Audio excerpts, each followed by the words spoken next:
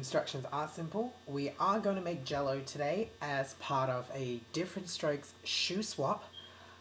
I've decided to go to an American food store and check out some dessert, see what kind of stuff they have there, and as part of a special feature outside of radio, I thought I would make Jell-O. Never made one before, but I do love Oreo, so I think I'm going to enjoy this very, very much. So let's make Jell-O. There's two things you need to keep in mind. Maybe not. There are two components to making Jell-O. First of all, there's the crust, and then there's the filling. Now, the only ingredients you really need to make Jell-O, apart from the actual Jell-O mix box, is 4 tablespoons of margarine or butter melted. And for the filling itself, we need 1 and... oh girl, what does that say? 1 1/3 cups of cold milk. You know, if you're trying to be healthy, don't even think about it. It says here on the box, for the best flavored, try to avoid using non-fat dry milk. And it says filling will not set if made with soy milk. So if you're the healthy kind, or if you're lactose intolerant or anything like that, you shouldn't be shopping at that food store and you shouldn't be getting this anyway. So let's begin with making the crust.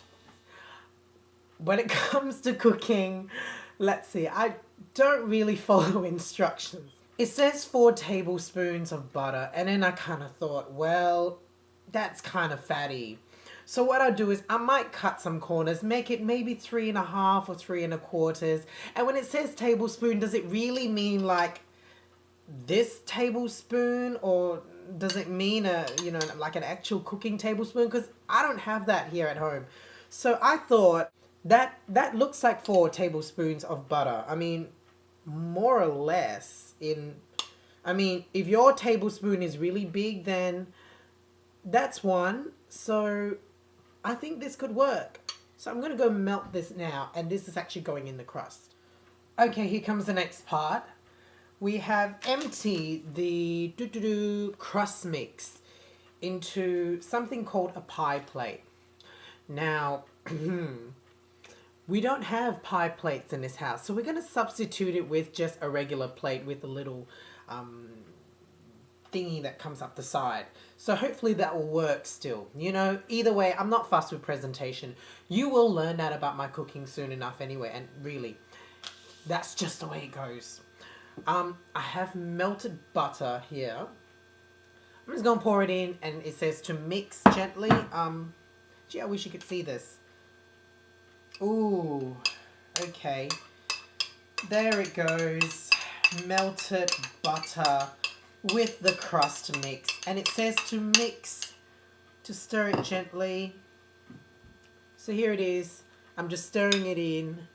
Stirring, stirring, stirring. It's butter smushed in together with this crust mix. God, I want to eat it already. Self-control would be nice. Self-control, Dave. This smells really good. I have a weakness for Oreos. I should not be making this unsupervised, but it's okay. It's clean. So, we've got the crust firmly pressed in, all flattened and all. Next part is to make the filling. Now, the filling. What you need is the thing that says filling mix, and you just pour that in a big mixing bowl. Ooh, it just went everywhere. So it's in a big mixing bowl, and it says to add 1 1/3 cups of cold milk. Alright, so I've got my cup of cold milk. Oh, hello donkey. We'll pour it in here. Careful not to make a mess. And it says 1/3. Oh. Does that look like 1/3 of a cup? Yeah, more or less. Whatever. 1/3. Just use it all. You can't use the rest anyway. Hate it when people leave like just a little bit in the milk carton and you're just like, what am I meant to do with this? I can't make tea with this. So just use it all. And it says to mix. So let's mix. Mixing. Mixing. It's a little lumpy at the moment. You can't see it, but it's a little lumpy. Why don't I adjust the screen? There you go. It's a little lumpy, but you want to stir it until it's not lumpy anymore. So it'll take a while, I guess. In the meantime, I like cooking with a bit of music on. So just put some tunes on. I will dance as we mix. We'll dance, mix. Okay, what we have here is the final mix. Yes, it's the final mix. Ooh, nearly dropped that bowl. The final mix actually includes half a cup of actual Oreo crust as well. So it gives it a bit of a thicker, kind of crunchier texture. And as you can see before, you could probably see the mix is originally quite white. It's just like a vanilla-y white.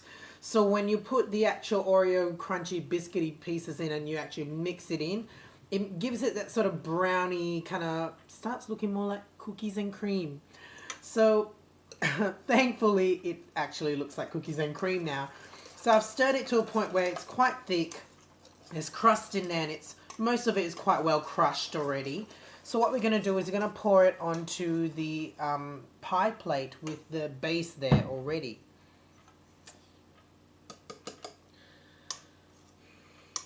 Oh, this is yum.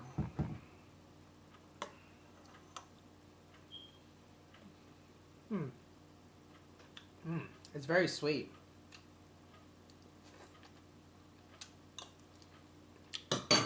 Don't pretend like you don't do it at home. So this is it. The final look with the crushed Oreo pieces on top. There's a filling as well. And of course, the very thin layer of dark, crumbly crust. Ladies and gentlemen, there you have it. The Oreo Jell-O mix, which is a special exclusive for Diff'rent Strokes Radio on Joy 94.9. This has been a shoe swap special. Leave it to refrigerate for an hour or so. Or if you're freezing it, you can freeze it as well. You can serve it frozen. You just need to freeze it for 4 hours. And frankly, I can't wait that long. So, yeah. I'm David Lim. Thank you for joining me for this shoe swap exclusive. You know, it's very nice every now and then to do something outside of the radio station in broad daylight. And yeah, thank you for joining me. And I was going to say, hope you enjoy it, but you're going to have to make it at home because I'm not sharing this.